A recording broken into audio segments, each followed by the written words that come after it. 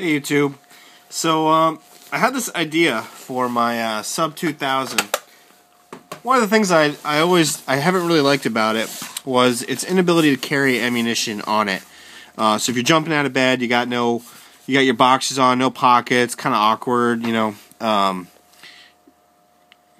just a little awkward to carry an extra mag with you as you run around in the event that you had to do that. So I saw on a Kel-Tec forum a guy had taken this exact product. This is just a little 9mm or 40 little holster, okay? And what he did is he took the plate out, which I've already done, and he has taken this part out here. It just needs a little screwdriver, just a regular Phillips head. We'll take that out, pop that right out of there, and then you're ready to Dremel this middle piece out, and then it should fit on a standard Picatinny rail. You can see here what I'm going for. And supposedly it's pretty hard to get on there. It has enough bite to stay on for a while. It can take a little bit of abuse without falling off. Really, I would really just like to have another way to carry some rounds on the weapon, which was one of the reasons I got this rotating indexing rail from Red Lion, which I've got all squared away here from a previous video. So what I'm going to do is I'm actually going to mount these, one facing toward the barrel, open end toward the barrel, and then another one the other way. So I can have them right there on the gun. Not the easiest access. In fact, I might even try making a foregrip out of them. Except in New York State, that is a no-no. Anything hanging off your rail is pretty much nowadays, and the NYSafe Act somehow makes you more dangerous and more likely to be a threat to society. Yeah, figure that logic out. So since I'm limited to 7 rounds in the mag, I wanted a legal way to carry all this stuff on here so I could at least have a hope and a prayer of intelligently and effectively defending myself, my family, my neighbors, and my loved ones. So that is the whole purpose of this. Is it ideal? Absolutely not. What would be great is a 33-round mag, but that's just not what we have to deal with. So that aside, I've already prepped one of these, put it in a little vise here, and we're going to take this awesome Milwaukee rotary tool, and I'm just going to kind of go around here and take this off little bit by little bit. Don't really have a disc. Ideally, I'd like to have a disc that fits in like that, but nah, way too wide.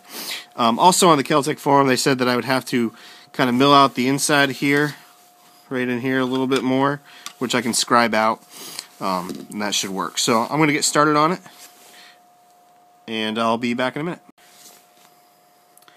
Figured I'd put a little bit of this on camera. Might be a little loud though.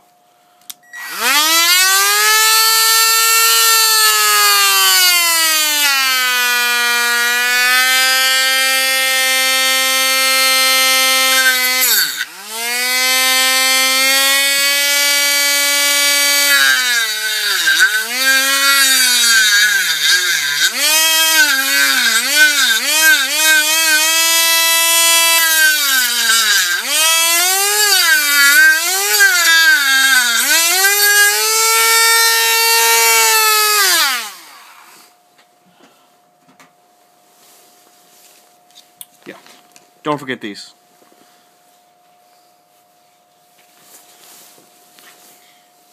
A little cold in here. I got my little heater in the background.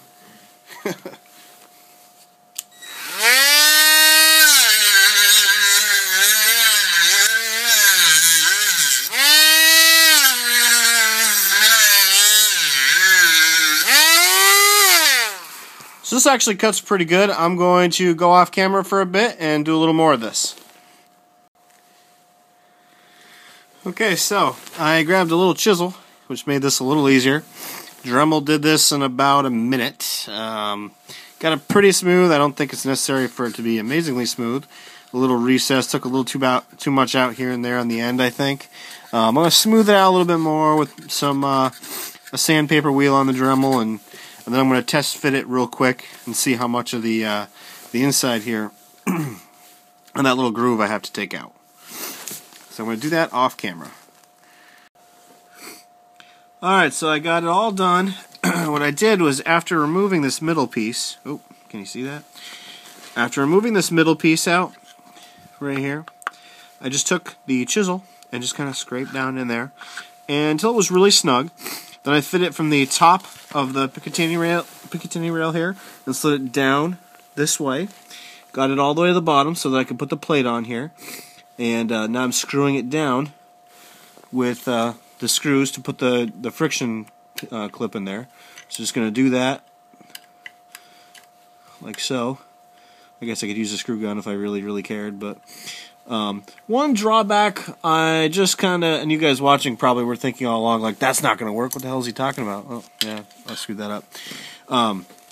When this is in here, if it were here, I wouldn't be able to get a mag out. And I kind of realized that, so I'm going to go with my original plan, which was to side mount it, and then do a forward-facing side mount. Little awkward of a mag change, not something that'll be an issue with a little bit of training. Oh, look at that. This, I think, did that break? It did not. It did not break. Not seated in there. Okay. So I'm going to pull these screws out and fix this a little bit. This is kind of boring. I'll probably do a little more of this off camera.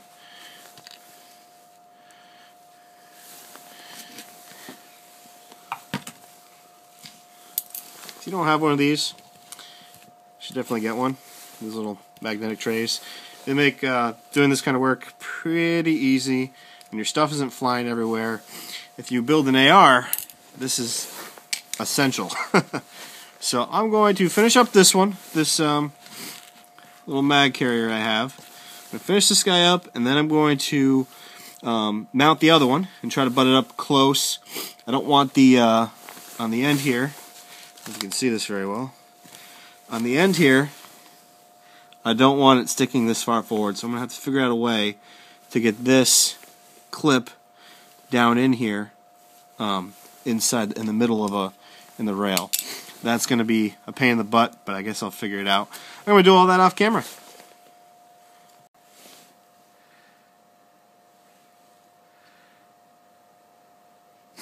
Okay guys, so I got it figured out, got it locked in there, so I'm going to take this next one here apart and just take these screws out, do the next one here. Try to use, I'm not exactly sure what size bit this is, but these are the only screws I have like it, and they'll probably be the only ones that you have as well, so try not to strip them out if you can. It's not the greatest quality. I'm honestly not even sure what brand these are. I don't know if you can see. Oh, they're Blackhawk. Yeah, the screws suck, but the rest of it is pretty decent.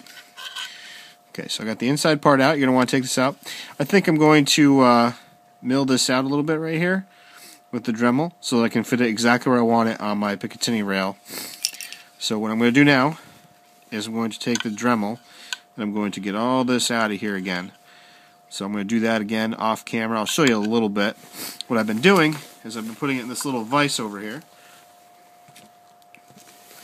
This is just a drill press vise that I find really handy for little stuff like this.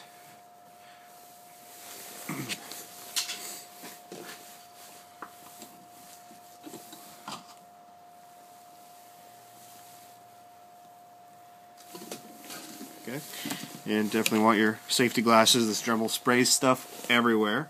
And make sure that you take whatever gun you're test fitting all this on and move it out of the work area. Not a good idea to leave that on there. So I'm going to show you a little bit of this.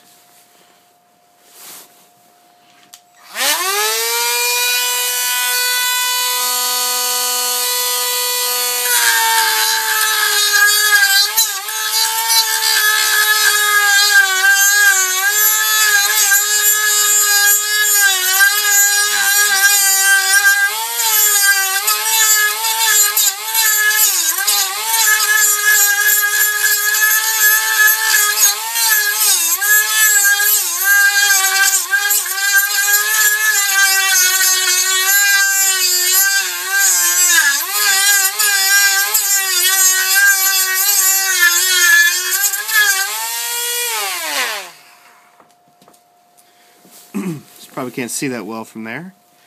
So I'm going to move this forward a little bit. Sorry, I don't have that better planned out for you guys. Okay.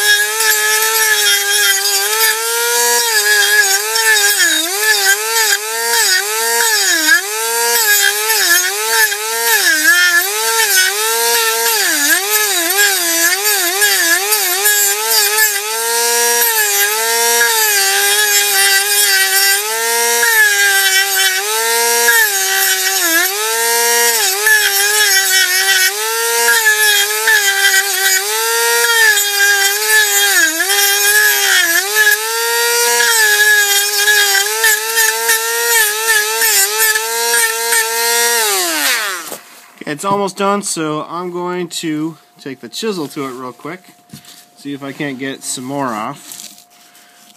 Move the camera back a little. Well, it looks like I'm going to have to put enough force on this to move the whole vise. So I'm going to go back to the power tool, so I'm not moving this all over the place, moving the vise and risk. Alright guys, running out of battery power on my iPhone here, but I took my Dremel here and kind of just hauled that out, that piece right there, and slipped in nice. They clip into the Picatinny rail on the back so they don't slide around. Hold really tight. Work really nice. I'm going to show you unfolding here. Let me just get the tripod hooked up.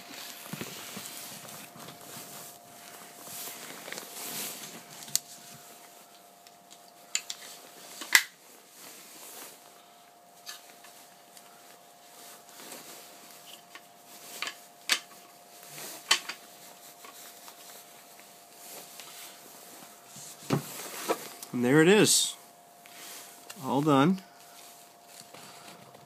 on the rail. So I can hold a magazine here and in the back here. Enough room to pull them straight out, plenty of space. Kind of happy with how it turned out. A little worried about how awkward it's going to be, pulling one out, sticking it in, but it's better than nothing. So I'm going to give it a little bit of training at the range and see how crazy ridiculous it is to change the mag. Especially this front one, this last resort one.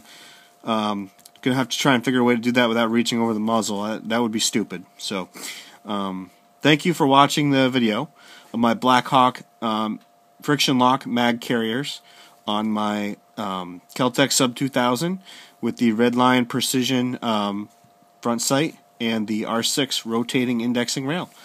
Hope to do another video here pretty soon on some pretty neat stuff from my AR-15, a ready mag, and the new Mako Fab Defense mag carrier GL mag buttstock. Again, the whole thing is to carry rounds on your weapon, so in an emergency you don't have to mess with anything. You can just grab them and go. So thanks for watching, guys.